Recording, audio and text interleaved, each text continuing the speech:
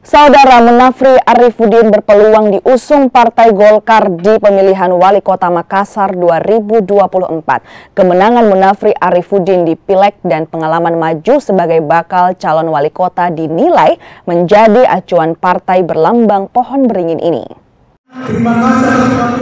Munafri Arifudin berpotensi diusung Golkar berdasarkan rekam jejaknya yang maju melawan pertahanan pada Pilwali lalu. Ketua DPD Golkar Makassar itu yang juga meraih 1 kursi di DPRD Provinsi Sulsel juga turut memberikan nilai plus.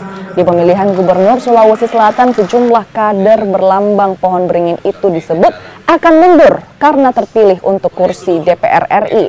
Sementara Erwin Aksa yang namanya muncul dalam kontestasi Pilkada 2024 di Jakarta bilang menyerahkan sepenuhnya pada keputusan partai.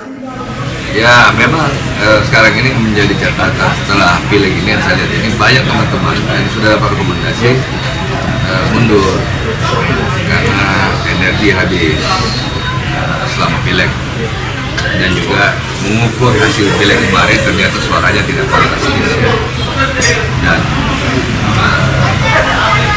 mereka berpikir ulang karena undang-undang pilkada kan mengharuskan anggota dewan terpilih mundur kan, itu juga risiko.